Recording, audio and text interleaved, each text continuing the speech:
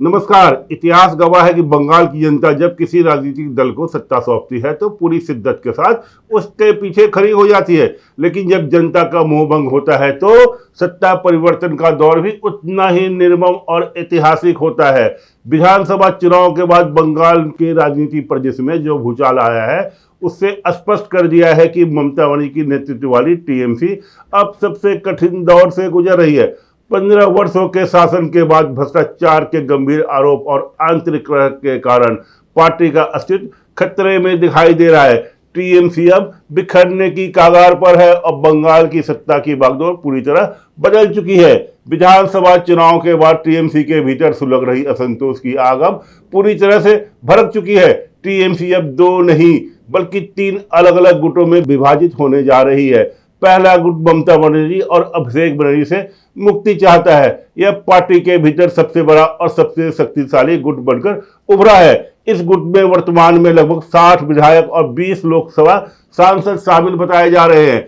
इसके साथ ही राज्यसभा के 13 सांसदों में से कम 9 सांसद भी इस गुट के संपर्क में हैं। इस गुट के विधायकों और सांसदों का स्पष्ट मानना है कि टीएमसी के इस हस्त और पतन का लिए पूरी तरह से अभिषेक बनर्जी और उनका भ्रष्टाचार जिम्मेदार है।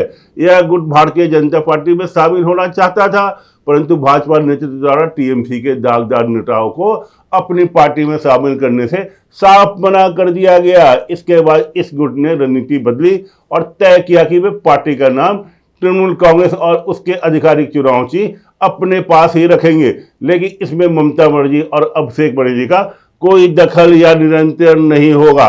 ममता बनर्जी को केवल एक सलाहकार के रूप में मार्गदर्शन मंडल में रखने की बात की जा रही है, जबकि अभिषेक बनर्जी को पूरी तरह से दरकिनार कर दिया जाएगा। दूसरा गुट जो है ममता बनर्जी अभिषेक बनर्जी का वफादार धरा। इस गुट में अब गिने चुने नेता और सांसद ही बचे हैं। केवल 3 सांसद और कुछ गिने चुने वफादार ही ममता बनर्जी के इर्द गिर्द रह गए हैं। यह गुट पूरी तरह से अलग थलग पड़ चुका है और अपनी राजनीति जमीन बचाने के लिए कानूनी और प्रासंगिक रास्ते की तलाश कर रहा है। तीसरा गुट फिराद हकीम का मुस्लिम कम्युनिटी धरा टीएमसी का तीसरा सबसे बड़ा महत्वपूर्ण और रणनीतिक मोड़ ले रहा है।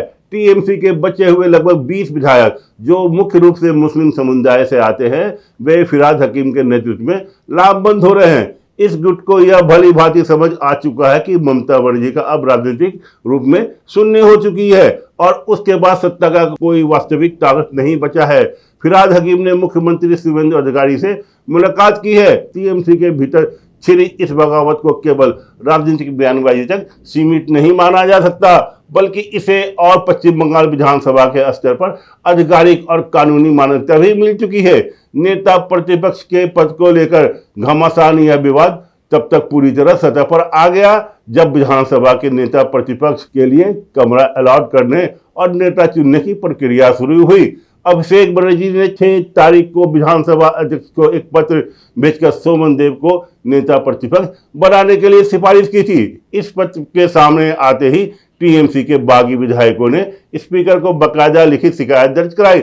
विधायकों ने आरोप लगाया कि इस पद पर उनके हस्ताक्षर फर्जी है और उनकी कोई राय नहीं ली गई। विधायकों का स्पष्ट मत है कि वे ऋतुव्रत बनर्जी को अपना नेता और प्रतिपक्ष बनाना चाहते हैं। विधायकों के भारी बहुमत 2/3 से अधिक के पत्र के आधार पर विधानसभा अध्यक्ष ने ऋतुव्रत बनर्जी के नाम पर बाकायदा कमरा तक अलर्ट कर दिया। वर्तमान में 60 से अधिक विधायकों और सांसदों के समर्थन के कारण ऋतुव्रत बनर्जी के नेतृत्व वाली यह बागी गुट कानूनी रूप से खुद को असली टीएमसी साबित करने की स्थिति में आ गई है। वहीं एक तरफ जहां अभिषेक बनर्जी राजनीतिक रूप से अपनी ही पार्टी में अलग थलग पड़ चुके हैं, वहीं दूसरी तरफ कानूनी मोर्चे पर केंद्रीय जांच एजेंसियां उनके खिलाफ कार्रवाई तेज कर दी है। बहुचर्चित शिक्षक भर्ती घोटाले में ईडी के अधिकारियों ने कोलकाता के कालीघाट स्थित अभिषेक बनर्जी के आवास पर सम्मन लेकर पहुंचे। उन्होंने 15 जून को पूछताछ के लिए हाजिर होने का कड़ा आदेश दिया है। ईडी के सूत्रों के मुताबिक जांच के दौरान लिप्स एंड बाउंस नाम की एक संस्था से संबंध के संदिग्ध और भारी भरकम वित्तीय लेन देन की जानकारी सामने आई है। इस संस्था का तार सीधे तौर पर अभिषेक बनर्जी से जुड़े होने का आरोप है। इससे पहले इस मामले में सीबीआई भी उनसे पूछताछ कर चुकी है, लेकिन अब ईडी ने इस घोटाले के वित्तीय और मनी लॉन्ड्रिंग के पहलुओं को आधार बनाकर उन पर शिकंजा कस दिया है।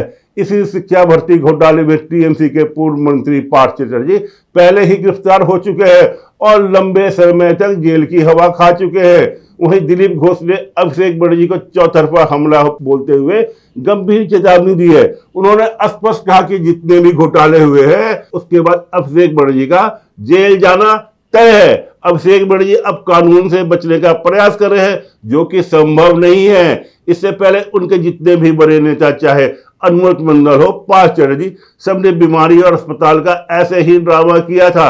वे सोचते थे कि वे बच जाएंगे, लेकिन अंततः उन्हें जेल के अंदर जाना पड़ा। अब सबका नंबर आएगा।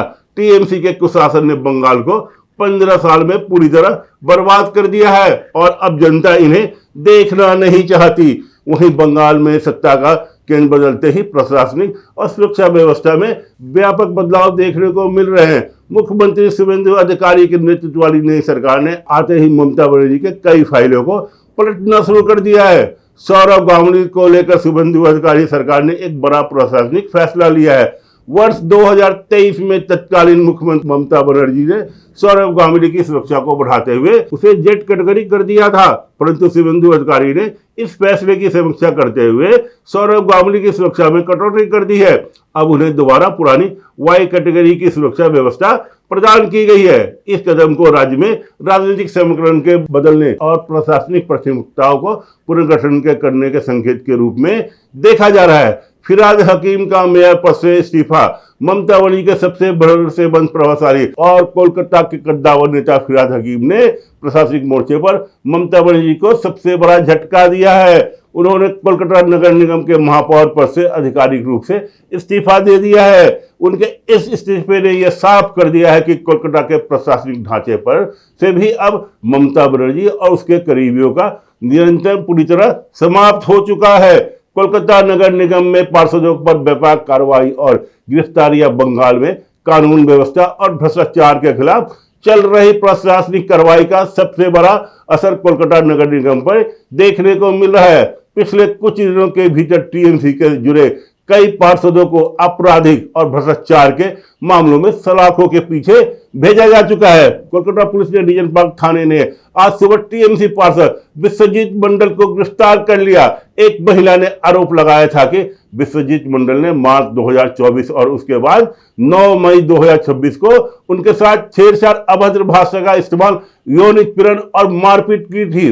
पीड़ित महिला का दावा है कि वर्ष 2024 में पहली घटना के बाद जब उसने पुलिस में शिकायत की थी, तब पार्षद के सत्तारूढ़ दल से जुड़े होने के कारण पुलिस ने कोई कार्रवाई नहीं की थी। लेकिन सत्ता और व्यवस्था बदलते ही पुलिस ने दोबारा शिकायत पर कार्रवाई करते हुए पार्षद को गिरफ्तार कर लिया।